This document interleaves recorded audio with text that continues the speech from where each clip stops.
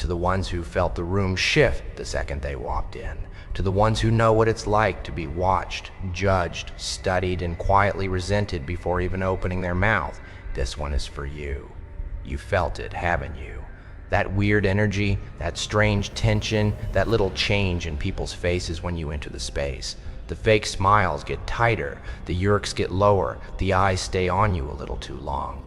The vibe changes, and nobody says it out loud, but your gut says the same thing every single time. Something about you bothers them, and that's the part that used to confuse you. Because you weren't even trying to do anything. You weren't chasing attention. You weren't begging to be seen. Half the time you were just trying to survive the day, keep your head down, handle your business, and get home without your mind falling apart.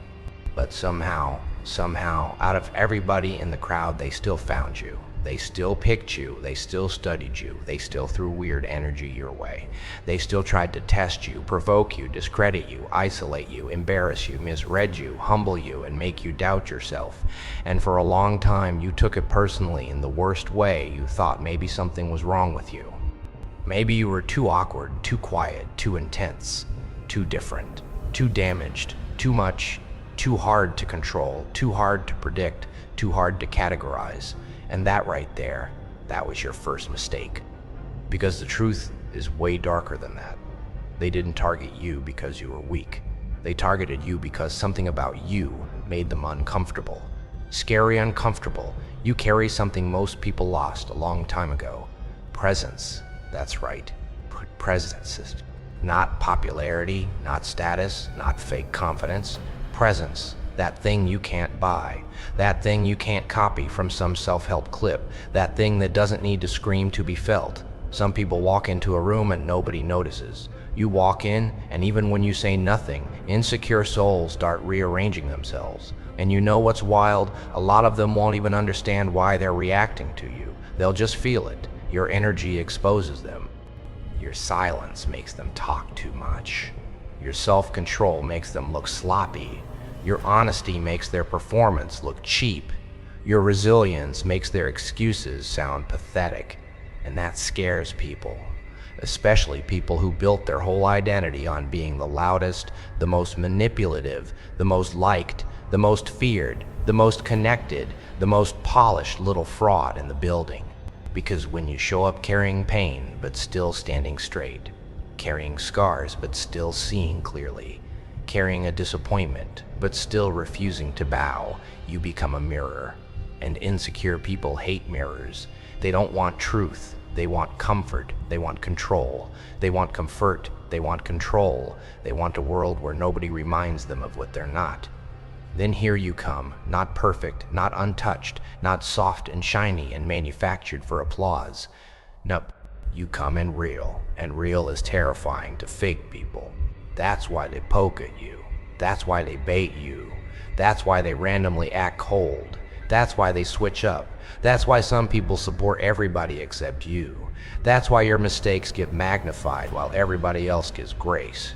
That's why they act like your confidence is arrogance. Your boundaries were selfishness. Your ambition is selfishness. Your ambition is selfishness. Your silence is hostility. You're painted. Your refusal to be used is somehow disrespectful. Funny how that works, isn't it? When you let people walk over you, they call you sweet. The second you stand up straight, now you're difficult. Now you've changed. Now you think you're better. No, you just stopped volunteering to be a doormat. And people who benefited from your self-doubt will always have a problem with your growth. Read that again in your soul. The people who felt safest when you were confused will panic when clear. The people who loved the version of you that apologized for existing will feel threatened by the version of you that finally understands their value. The people who could handle you when you were broken, scattered, begging for crumbs, and desperate for validation will not know what to do with the version of you that can walk away. That's the scary reason you are not easy to own anymore. You're not easy to manipulate anymore. You're not easy to label anymore. And the system around you, whether it's a family, friend group, workplace, relationship, church circle, social scene, or whatever little emotional prison you've been standing in, the system hates what it cannot predict. Let's be real.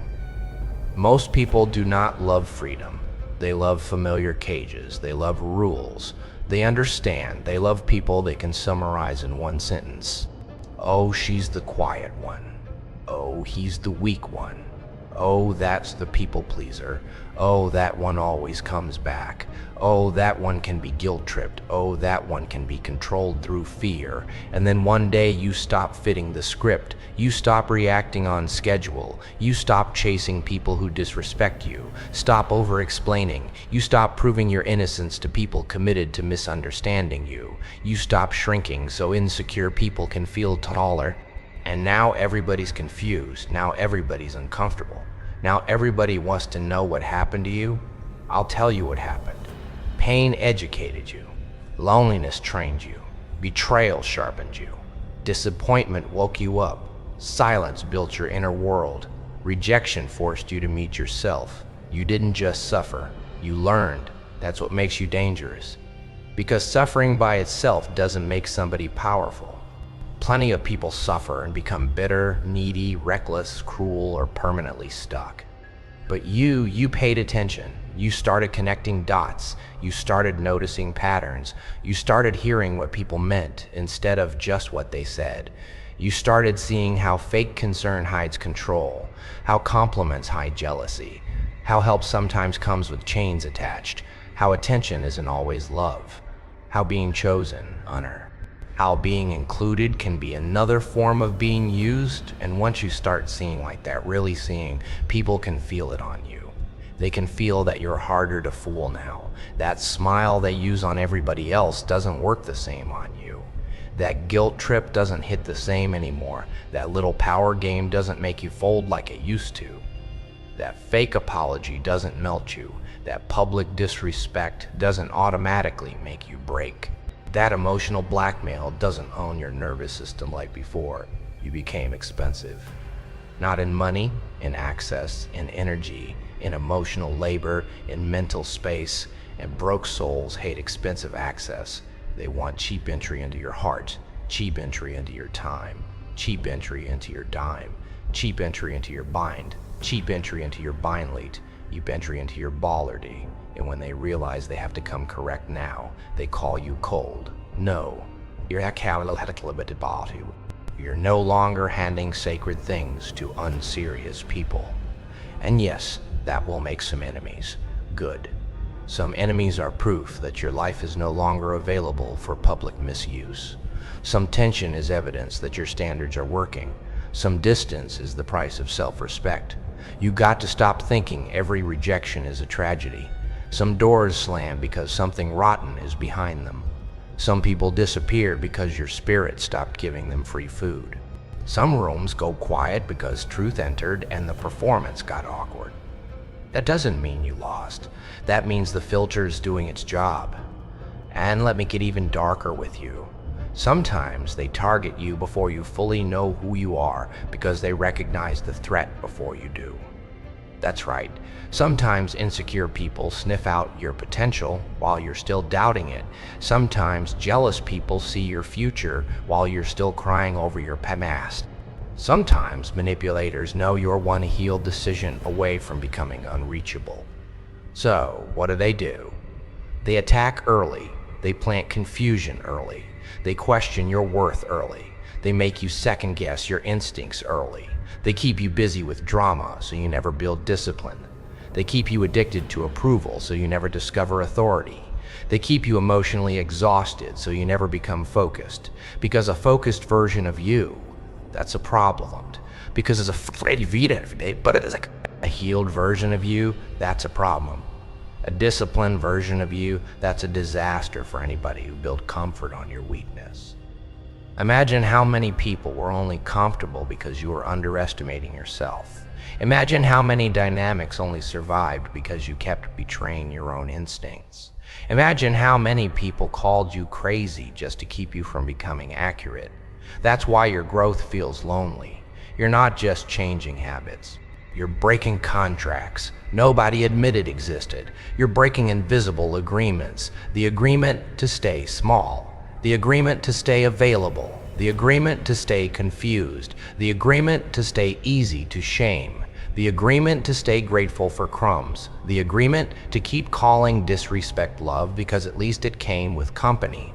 And every time you break one of those agreements, somebody gets nervous because every insecure structure around you depends on your compliance. That's why the targeting intensifies when you get serious. Have you noticed that? The second you start minding your business, building discipline, getting quieter, getting sharper, protecting your peace, learning new skills, taking your healing seriously, not chasing chaos anymore, the weird energy increases. Suddenly people check in more. Suddenly people misinterpret you more. Suddenly your name is in rooms you didn't enter. Suddenly there's tension with people who used to ignore you. Why? Because your silence started sounding like power. Your withdrawal started looking like clarity. Your discipline started exposing their laziness. Your self-respect started reminding them of every boundary they never had the courage to set. And now they want to drag you back into noise, back into proving, back into arguing, back into mud. Because if they can get you emotional enough, reactive enough, distracted enough, guilty enough, they can delay your evolution. That's the game of the game. And some of you have been losing years to that game. Not because you're stupid, not because you're weak, because you have a heart, because you wanted to believe people meant well, because you confused empathy with obligation, because you were raised to keep peace at your own expense, because part of you still thought being understood by everyone was necessary. Listen carefully. Not everybody deserves an explanation. Not everybody deserves an explanation. Not everybody deserves that grand brickhead. Not everybody deserves access to the new version of you, and not every attack deserves a response. Sometimes the strongest thing you can do is let people talk to the version of you that no longer exists. Let them gossip about the old you. Let them rehearse outdated narratives. Let them laugh at iatry you already burned. Let them think you're falling apart while you're actually rebuilding in private. Privacy confuses people who need constant visibility to feel important. Real power anyway. The loudest people in the room are often terrified of silence because silence forces them to hear themselves. But you were trained there. You met yourself there. You bled there. You rebuilt there. That's why you don't need as much noise anymore. And that itself is terrifying. Because a person who no longer needs applause becomes very hard to control. A person who can stand alone becomes very hard to threaten. A person who has already survived abandonment becomes very hard to manipulate with distance. A person who has made peace with being misunderstood becomes very hard to shame. That is why they targeted you. Not because you're worthless, because your value is difficult to neutralize. You've been reading their hostility backward. Their obsession was never proof that you were nothing. It was proof that something in you refused to bow the way they expected. And let's talk about the part nobody says out loud. Sometimes the reason they target you is because your existence gives other people permission to wake up. That's the scary part. It's not just about you. It's about what happens around you. When one person stops tolerating disrespect, other people start noticing they don't have to tolerate it either. When one person gets honest, the whole fake environment starts shaking. When one person refuses to clap for lies, the performance starts losing power. When one person breaks the emotional cycle, the system has to either evolve or attack the threat. And most broken systems don't evolve, they attack. Families do it. Friend groups do it. Workplaces do it. Communities do it. Industries do it. Even relationships do it. You start growing, and instead of celebrating you, they study how to humble you. Because you're a shriek of creature, forless. Your discipline exposes their excuses. Your self-respect exposes their desperation. Your authenticity exposes their costume. And if they cannot become what you remind them to be, they will try to punish you for the reminder. This is why you need discernment more than validation. You need vision more than applause. You need self-trust more than group acceptance. You need peace more than being liked. Because a lot of people will clap for you as long as your growth remains decorative, as long as it's cute, as long as it fits their comfort, as long as it doesn't cost them anything, as long as your healing still leaves room for their access, as long as your glow stays manageable. But the second your growth starts changing your standards, your schedule, your relationships, your mouth, your patience, your tolerance, your ambition, your non-negotiables, now it's a problem. Now you're different. Yeah, that's the point.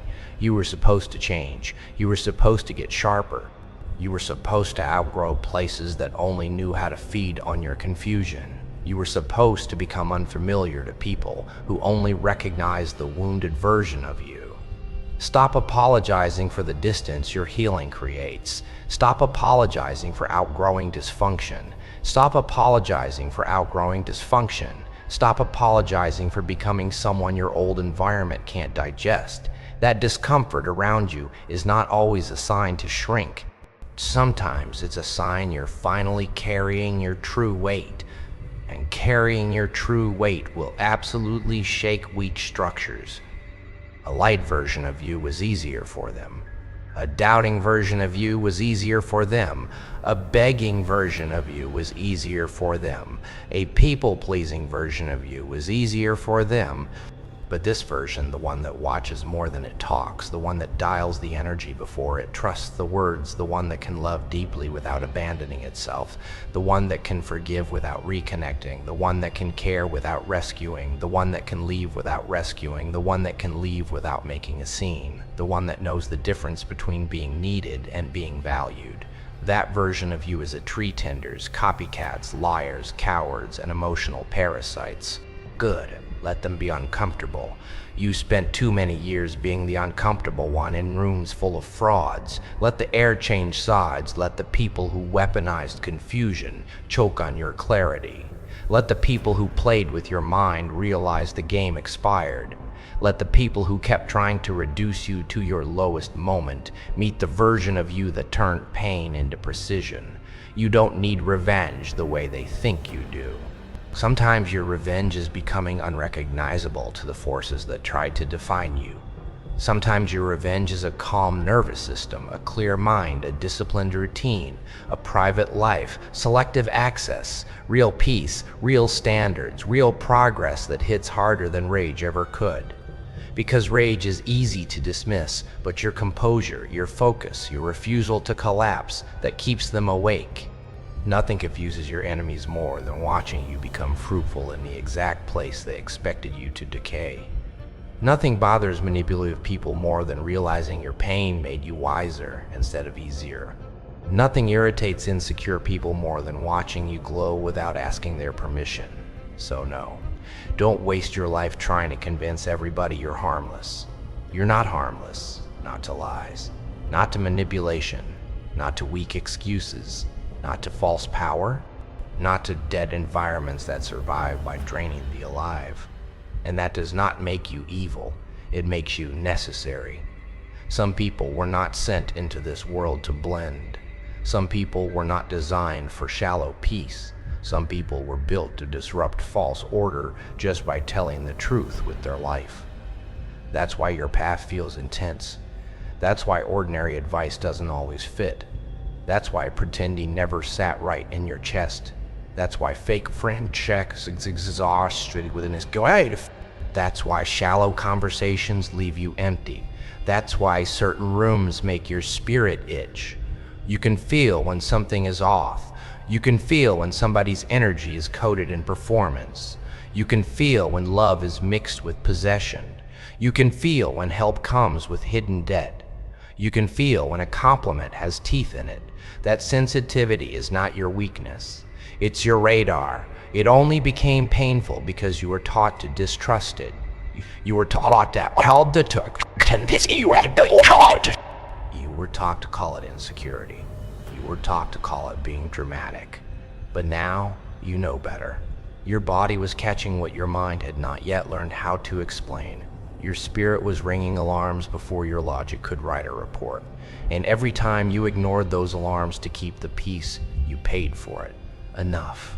enough giving the benefit of the doubt to patterns that keep cutting you, enough forcing yourself to stay where your soul is getting smaller, enough explaining your heart to people who profit from misunderstanding it, enough trying to look chill in situations that are clearly corrosive, enough calling yourself betrayal maturity, enough calling your silence strength when it's really fear. Real strength is not suppressing what you know. Real strength is not suppressing what you know. Real strength is acting on it. Real strength is leaving when the pattern becomes clear. Real strength is setting the fear the Real strength is saying no without writing a whole thesis. Real strength is choosing long-term peace over short-term approval. And yes, it will cost you. It may cost you comfort. It may cost you connections. It may cost you certain identities. It may cost you the version of yourself that survived by adapting to nonsense. Let it cost. What's the alternative? Staying target practice forever. Staying emotional, staying loyal to spaces that only clap when you're smaller than your calling? No. You've done enough dying in places that were never built to hold your soul. Now it's time to become selective. Selective with your words. Selective with your energy. Selective with your energy. Selective with your trust. Selective with your attention. Because attention is currency, and too many of you are still funding the very things that are draining you. Feed what sharpens your discipline. Feed what protects your peace. Feed what makes you more rooted, more honest, more dangerous in the healthiest possible way. Dangerous in truth. Dangerous in discernment. Dangerous in self-respect. Dangerous in focus. Dangerous in emotional sobriety. Dangerous in the way you stop begging and start building. Dangerous in the way you no longer need permission to become who you were always supposed to be. That added is the key.